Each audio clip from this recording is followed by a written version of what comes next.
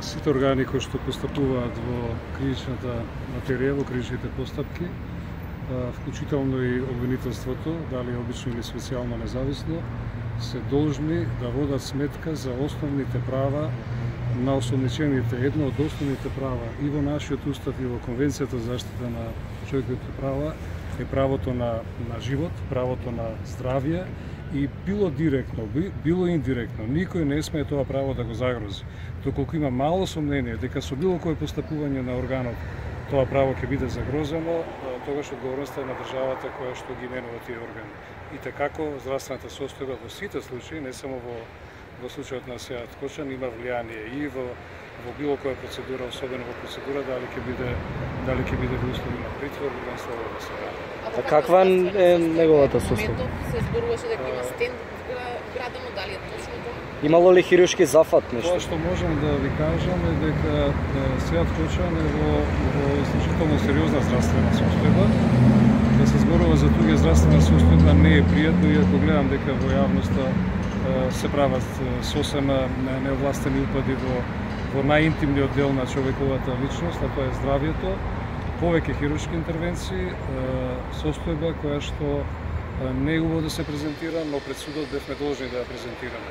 Тоа што е исклучително важно од наша, сакаме да го нагласиме од наша страна, е дека решенијата со кои што на Сеат Кочан неосновано му беа распишани потерници без законска основа, тоа што одбраната за цело време го тврдеше, се незаконски, се укинати, заштитено е правото, заштитено е законитоста од страна на Врховниот суд на Македонија и никој нема право понатаму да се повикува на незаконските решенија, освен обвинетиот во евентуална постапка за целата штета што му е нанесена со тие незаконски решенија кои што се укинати од страна на Врховниот суд. Доколку немаше докази како што тврдевте и во предапелација, бидејќи го читавме вашето образложение од присудата на апелација и како што вели Врховниот суд, доколку немало специјалното јавно обвинителство докази, зошто господинот Кочан не се врати порано во државата за да го докажува тоа? Здравствената состојба на Сеат Кочан е единствена причина зошто тој не се вратил во државата или зошто тој бил отсутен таму каде што бил. Се разбира дека третманот на неговото отсуство може да се третира само доколку постои законско решение за притвор како неоправдано. Неговото отсуство не е врз основа на законско решение со кое што би бил во притвор. Тоа е потврдено во одлука на Врховен суд, како што за одбраната и за сите правници кои што непристрасно ги прифаќаат. Не зборувам за правниците кои што си формираат, јас ги нарекувам квази судови или парасудови во некакви говорни емисии, па си донесуваат пресуди, ги напаѓаат, ги притвараат осомничените и така натаму. Туку зборувам за правници кои што држат до својот дигнитет. На сите треба да им биде јасно дека со укинувањето на незаконските решенија се разрешува секоја дилема правна дали Сеат Кочан бил во бегство или не бил. Значи, тоа е единствен начин на кој што ние правниците можеме да ги гледаме работите. Секое друго толкување е само толкување кое сака некому да му нанесе штета и навистина не можам да го разберам ова дури понекогаш имам впечаток крволочно однесување на припадници на правна категорија.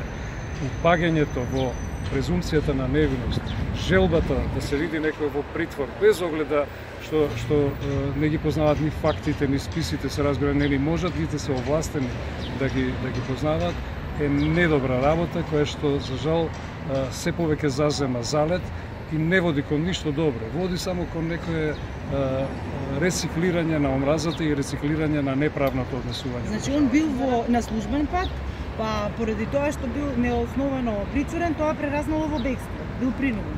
Вие ми поставувате прашање или одговарате на место мене? Не, па вие рековте дека бил на службен пат, како стана ова бегство? Каде беше 65 дена Кочан?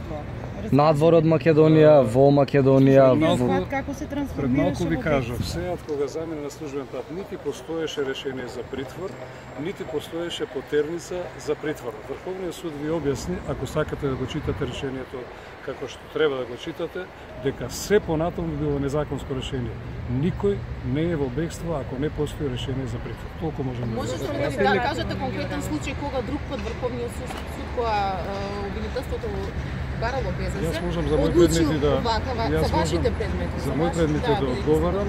Базирајќи се на овој член од законот сега кој што никогаш не постоела ваква јавна хајка за предмети кои што во јавноста не треба ни да се изнесуваат. на пример, кажете ли кога не треба да се изнесуваат. изнесуваат, значи тоа ви одговорот. Никогаш немало ваква јавна хајка на штета на моите клиенти. Благодарам, немам повеќе да ви кажам нешто.